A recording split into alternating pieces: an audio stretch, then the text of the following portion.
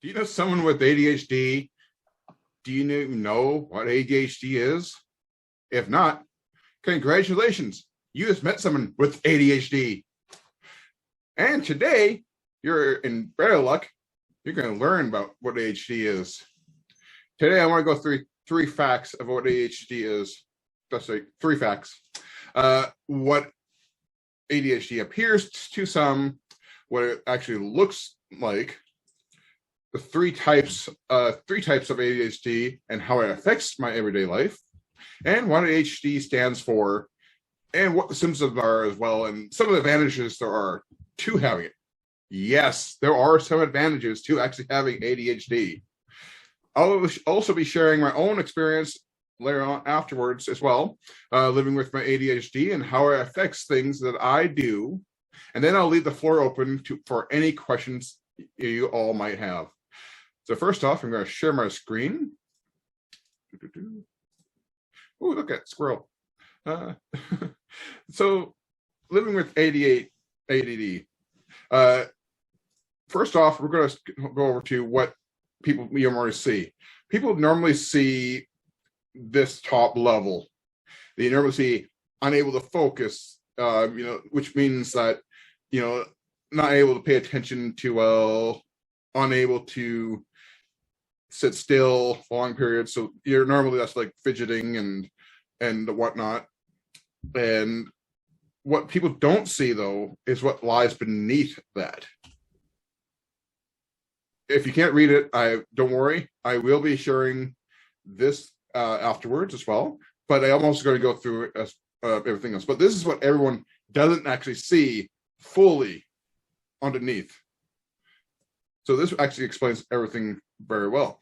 Next thing we're going to do is that I'm going to tell you what ADHD stands for, because I'm pretty sure some people already know. Some of you might not know. So what does ADHD stand for? ADHD stands for Attention Deficit Hyperactivity Disorder. First thing I want to do is I'm going to talk about attention and hyperactivity, and then I'll move on to talking about deficit and disorder. The word deficit, though, that's not a correct word, so we'll cross that out for a time being, because it's actually more of a regulation issue. And so this is what it should be like. Should be attention regulation hyperactivity disorder, because we have more of a regulation issue dealing with certain things, like paying attention, inability to, all of that stuff, or, with staying still. So we'll move on to that thing. But for the time being, though, I'm going to put back deficit, and then we'll move on. And then that way, because we don't get too confusing, because it's not my job right now to change the definition of, or change the wording of it. But when just so you know, I will be saying, deficit, I was more of a regulation. So first off, let's talk about attention. Attention deals with so many things. The inability to focus, seems to not listen, trouble staying on task, hyperfixation things, forgetfulness. Yeah, I do forget sometimes. And I do hyperfocus on things.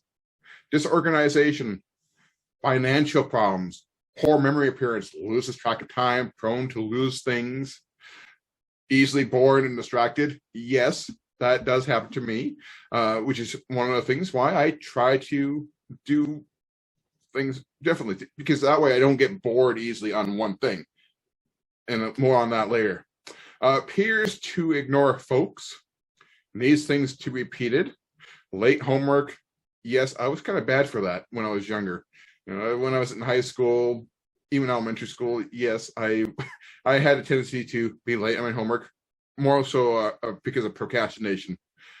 Doesn't follow through, doesn't pay attention, answering text or email promptly.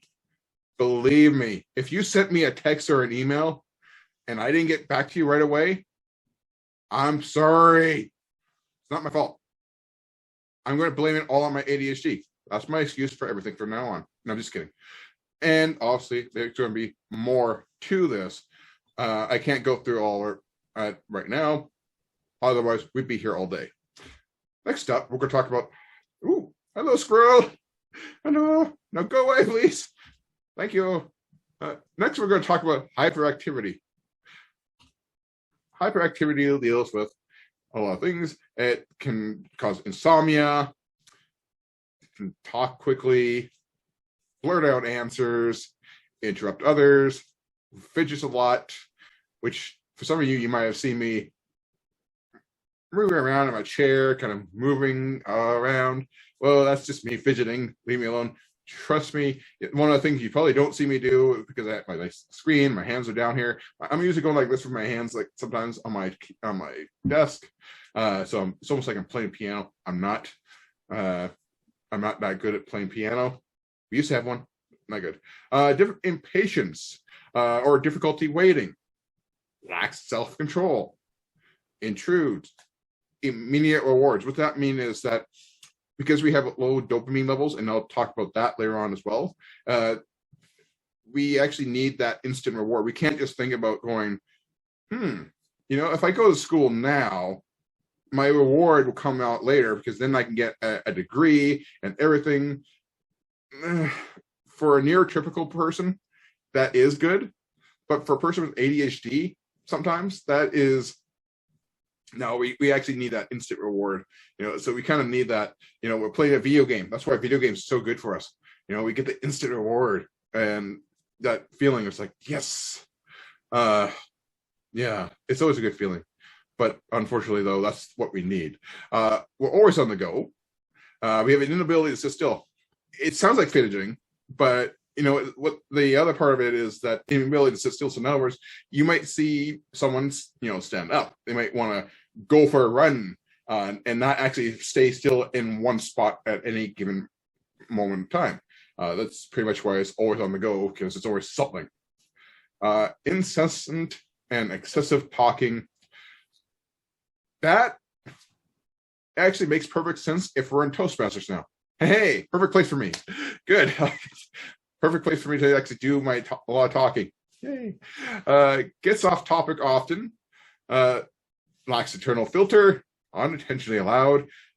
Yes, I do that. If you ever heard me talking in person, sometimes I get louder when I talk. It's not intentional, trust me. And it's not really necessarily about my ADHD. For me, it's the fact that I am hard of hearing. When I was younger, I had tubes put in my ears, and that created a lot of scarring, so I'm hard of hearing. But part of it is part of ADHD. Next part is tangents. Yes, I can go on tangents. I try to not go on tangents, but I do. And for some of you who've been on the receiving end of my tangents, I apologize. Believe me, I don't mean to do that. May dominate conversations by mistake. If I ever do that, I apologize. Yes, I am Canadian. I apologize a lot. I'm always apologizing for things like this. And obviously, there's more to it. There's always going to be more to some of these things. Now let's talk about the deficit. What does deficit mean? Well, deficit, like I said, is regulation issues. So we have troubles regulating certain things. So we're usually prone to anger, mood swings, emotionally reactive. We speak or act before thinking.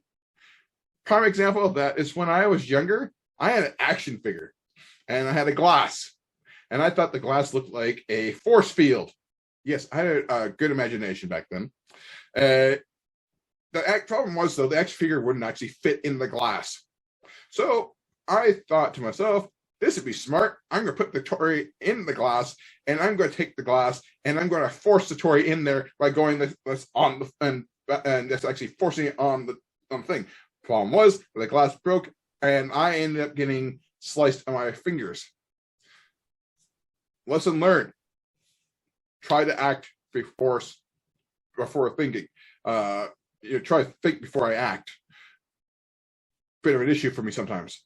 Spelling problems, yes, mostly because we're typing so fast and out there, or we're writing so fast that we actually don't have time to actually pay attention to what we're writing. So we actually don't pay attention to how we spell things. Thank you, Grammarly. Thank you, spell checker on Word. I wish there was like a magic pen that actually did that for when you write on notepads. So controlling emotions. impulsive learning, convergent thinking. We have a regulation issue of trying to think of one idea at a time. We can't actually do that. That is a struggle for anyone with ADHD, which is one of the things I'm going to talk about later on for the opposite. Can't memorize easily, difficulty writing essays. Yes, that is actually a true thing because I always have difficulties writing essays. Truth time, I actually had a problem writing this speech. It took me a very long time. I actually didn't get finished writing the speech until Wednesday. That and also was procrastinating. So let's get out of our hats for time being. Poor handwriting, that's true for me. My handwriting looks kind of like a cross between a doctor's handwriting and a second grader's. I'm pretty sure a doctor would look at it and go like, I can't read this. You're a doctor, you have worse handwriting than that. I can't read this. Low dopamine levels. What that means is that for people with ADHD, our brains are wired differently. So we actually don't get the same amount of dopamine that most people with neurotypical brains do. That means that we don't produce enough dopamine when we either, get excited or, when we get happy things. We always have to be constantly looking for a dopamine high, as it were. This is something that we have to do. Speaking of brains, we take 3 years, sometimes longer, for brain maturations. That just means that we might be from 25. Usually for a neurotypical brain, that's usually where the brain matures and whatnot. But it takes about another 3 years, if not more, for ADHD people to do that. We're impulsive. We make careless mistakes. We have problems with executive dysfunction, difficulty changing behavior, and once again, there's more to it. So let's go back to this. Now let's go over to disorder. Disorder deals with slow math calculations, may give up more easily, doesn't stick with things, may be self-centered, poor listening and reading comprehension, lack of motivation, choice paralysis. If you ever want to have fun with a person with ADHD, do that to them. Just give them a whole bunch of choices and say, you have to choose one. You'll be there for hours. Otherwise, you can have fun with doing that. Poor sense of time. Yes, that is something right there we have. This is why I like timers. Hello, timer. Thank you very much. I can't see you right now because I completely forgot to pin the timer on my screen. So, sorry. Must have instant rewards. As I said before, that is something that we need because we have a little thing. So that's, so once again, I apologize. OCD. That means, for some of you who don't know, that means obsessive compulsive disorder. That can be part of ADHD as well.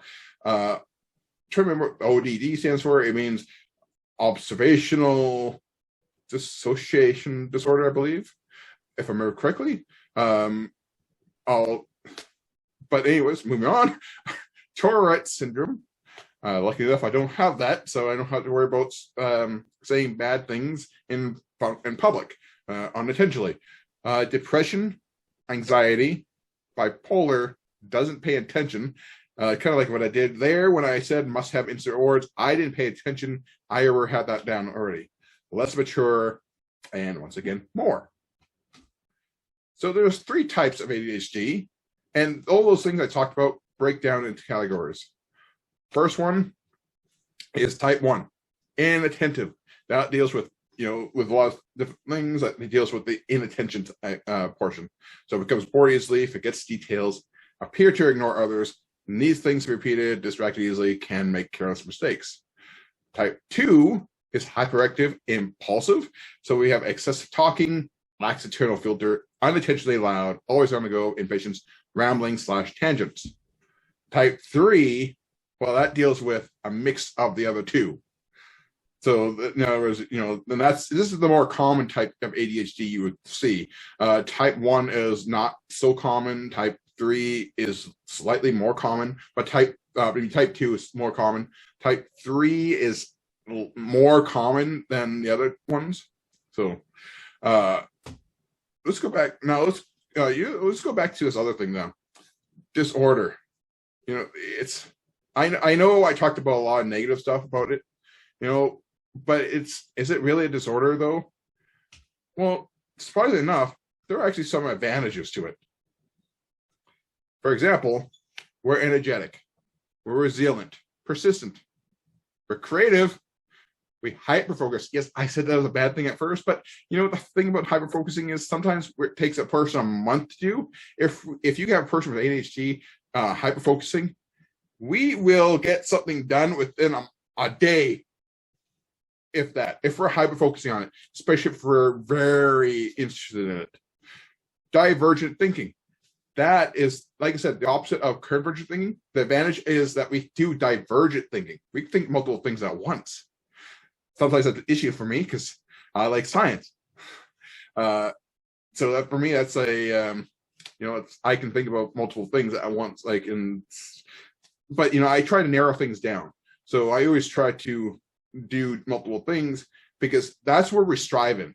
Most people with ADHD, when they do divergent thinking, we strive in doing multiple things at once. You try to hold us down, and you can see the one of the disorders up here sometimes.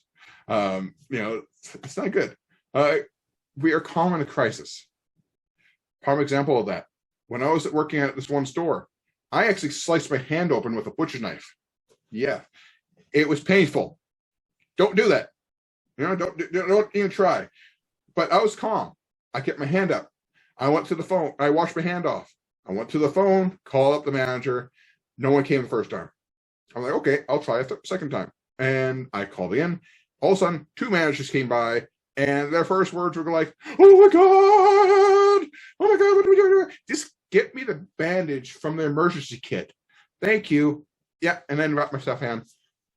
You know, because I was calm in a crisis.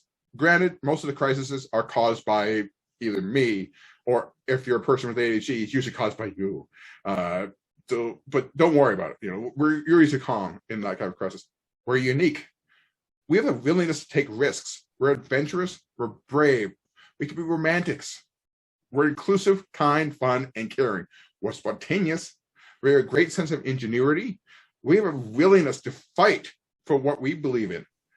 We're definitely, and don't ever kid yourself. We're among the ranks of artists to entrepreneurs. So if anyone ever says you might not amount to anything because you're ADHD, you look them straight in the eye and you tell them, no. You try to tell that to artists and those other entrepreneurs out there. You know, I can't name a few, so I can't think. So we're also funny. We're futuristic thinkers. And the favorite word I like saying is so much more. Yes, that is right, Mr. Squirrel. That is a lot of advantages. And yes, there is more. Oh, there we go. So with that, those were just some of the symptoms of ADHD. Not everyone has them all. Just like everyone is unique, people with ADHD is unique because there is that spectrum of things. ADHD is just no different. You know, it's because for some of us, either we're high functioning or on the more extreme end. Me, I'm fortunate. I'm on the more high functioning end of it. But the truth is, though, I always struggle. Every day, I must constantly fight with my own mind to keep myself focused and on task at hand, or not try to go off on tangents or hold down to emotions too. And sometimes it's frustrating. You know, it's hard. Sometimes I do go off on that, and sometimes that dam breaks. But I have years to do it. You know, I had years to practice on this. Some people aren't so lucky. Some people learn later on in life that they actually have ADHD, and which was sad because, you know, it's sometimes when they're younger, they're struggling and they don't know why. And then now later on they find it, and it's kind of like a relief for them. It's like, but I tell you, it's not your fault. It's nobody's fault. You know, it's who we are. It's what makes us unique. So don't ever let anyone tell you differently. We are who we are.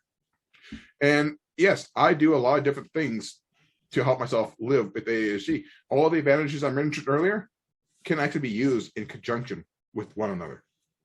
I will now leave the floor open for any questions you all might have.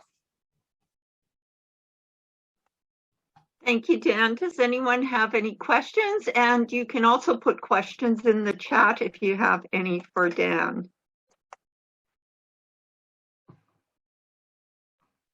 Catherine has a question. Go ahead, Catherine. Thank you so much, Dan, for sharing your all this information today. This is fantastic. I'm curious for you, what is the best way for someone to get to know your uniqueness? Like, what are some ways that you've appreciated people getting to know you, or what has been something that's kind of turned you off if somebody's done something that was like, oh, that's a little bit too far? One of the things that I enjoy the most when someone actually, asks, try to get to know me, is the fact that they don't, if they ever find out what my ADHD is, asking is a good thing. Like, not really asking like, hey, what's wrong with you? It's more like, you seem to be hyperactive. Is there something going on? And if we're willing, because one of the things is that we're all honest, and we actually will share if we will want to. And then it's the willingness of the other people to accept that and not treat us differently. Because one of the sad things is that I've seen someone actually, they treated me differently because of my ADHD. I had a boss once. I was working at a donut shop once when I was younger, and the boss found out I had ADHD, and he started treating me like I was an invalid. He started going, okay, I got to treat you like this. He started writing things down, and it made me feel really bad about myself. And that's one of the things that could turn me off from actually wanting to reach out to other people. But when someone actually looks at past that and actually sees all the advantages that I can give, and actually gives me the time of day to say, I understand you, that is more precious to me than anyone will ever know. Thanks, Dan. Vartika has a question. Go ahead, Vartika. Yeah, thank you. So I want to ask Dan, when and how did you find out that you have ADHD? Or in general, all these things that you have mentioned, like forgetfulness, hyperactivity, inattention, these are very common to be found in any child at any age. So how can anyone find out that he has ADHD? Thank you. Well, thanks for that, Veronica. There is actually a few tests that can be done. I was fortunate, like I said earlier, is I was diagnosed when I was younger. I was diagnosed when I was around 6 or 7. And one of the things that was kind of a ring of bells, as it were, for our mom, because she's the one who went and got me tested, is that I did show hyperactivity. I was always that. When I was younger, and it's something I don't like saying too much, but this is one of the reasons why I learned this along ways, is that I was more not in tune with my emotions. And like I said, that's a struggle for me every day. And when I was younger, it was, one of the things that was trigger is that I would always be a little bit more of a temper tantrum than most kids would have at the younger age. And for me, I remember one time I actually learned this the hard way. Some of you might know, I don't like violence. But this one time when I was younger, I usually would bite somebody if they were, trying to tussle with me and they have me in a chokehold. And I would actually, bite them, and it was a bad thing. And I would have show that lack of control. This one time, and this is like the only time I actually did get physical with somebody on purpose, is that I was getting bullied. And so what I did was I actually went and punched the kid in the face. And it was just that one time. And for me, I actually felt really bad. I actually, it was a mix of emotions though too. It was like, I didn't like that feeling. So since then, whenever people, cause fights or anything like that, I would actually run away. I know that it makes you look, some people's eyes, they say, oh, you're a coward, you're running away, you can't fight, or what. No, it's the fact I don't want to fight because I don't want to hurt anybody. That, and plus I'm also trying to keep myself away from situations where my emotions can get away from me. So if I know there's a fight might break out, or if I'm in that situation, then I'll do that. For my mom though, it's like that was a trigger thing for her to kind of say, okay, I think there's something wrong with her, with him, or I just call myself a her. Good job, Dan. Thank you. But no, that's when for her it was what she's like, yeah, there's something wrong with him. So she went to get me tested for that. That's one of the things. Dan, I have Thank you. Sorry. Thanks, Vardika. Christina what are strategies that work for you to help you in dealing with ADHD? Can you give us one example? Yes. One of the examples I do is that when I mentioned earlier about divergent thinking and getting bored easily and whatnot, one of the things I do is I take advantage of that divergent thinking. And I try to do certain things, like for example, in Toastmasters, I know it looks like I take along a lot, but that actually is an advantage for me because, I do PR work and I do tech stuff. I help out with chief judging for one area. I'm an area director. I'm Sergeant Arms as well. But it helps me because, if I have something else to do, I am not going to get bored and kind of slack off on the other things. I actually will pay attention more on certain things when I know it's like, okay, I'm getting bored with this thing. Let's move on to this thing now. And then next thing you know, it's like, okay, I'm getting bored on that one. Let's get on to that one. And it's and if I kept on doing that, it would be a lot worse. And so for me, my strategy is to try to take on as a couple of things. And I know my limits. That's the funny part right there, is that I actually do know my own limits. And for me, because I do have the ability to diverge thinking, I can't do the convergent thinking.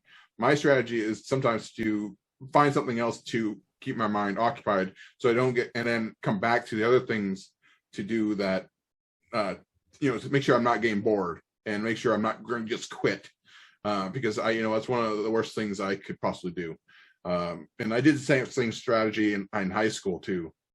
I'm actually managed to pass high school, which some people with ADHD rarely do. There are some people out there who actually will. So hopefully that answers your question. Thanks, Dan. That helps us to understand a bit more. I see Leanne has a question, and then Daisy, and we're running out of time. So Leanne, please go ahead. Thank you, Dan, for sharing your information. You mentioned a work situation that you had. What tips could you give to people who either manage someone with ADHD or who work with someone who have ADHD? One of my suggestions and tips actually is to, one, if you're the manager, try to work with the person with ADHD. Look for the advantages that you can have from a person with ADHD. Like I said, there are those advantages for people with ADHD. And if you're the manager or a person working with ADHD, don't, look at them and don't treat them like with, like an invalid, like that one manager I told you before did to me. Try to work with them, try to see what advantages are, but also try to find what kind of accommodations they require. And like I said, everyone's different. And sometimes people with ADHD, they don't know what kind of advantages they need, what kind of accommodations they need. So it can vary from person to person, from situation to situation. And so if you can find that accommodation that works, then that's even better. I know for me, when I was working at one job, I had this manager, and he worked with me very well. He accommodated me very well. He gave me multiple tasks to keep my mind occupied, to make sure I didn't get bored easily. He actually worked with me to give me extra time to for lunch. So that was that. That's one of the things that we did. Thanks, Dan. Daisy, this will be our last question. There are some in chat, and I will ask Dan to answer them in the chat, or maybe we can talk after. Go ahead, Daisy. Well, I'm just wondering, what's the impact to a little kid? Say, hey, you had ADHD. Is there any impact to their self-esteem? Thank you. There's always going to be some impact. and like I said, the impact is always going to be different for some kids. When I was told I had ADHD, the first thing my mom did was like, okay, she asked the doctor, what can we do? She said, okay, we're going to put you on pills. I was on Ritalin at first. And then for me, I was, that was one of the things where it's like, okay, I'm on my pill, I'm taking pills. It didn't really impact me too much. So for some kids, they learn that they have a disability and they can get into that, like I said, depression, and they kind of like, okay, there's something wrong with me mentally. I can't really do certain things. I'll never be able to do it, and that can be very traumatic. One of the things that I was lucky for me is the way I lived, and I lived in a household where they treated me like a normal person. There was nothing saying like you can't do anything. One of the advantages I have, and some people actually will say the same thing, is that I am pretty smart, and that's a struggle for me to get to that knowledge, and it's always been like that. But that just shows that just because you have a disability, it doesn't mean you're not able to get to those levels of knowledge.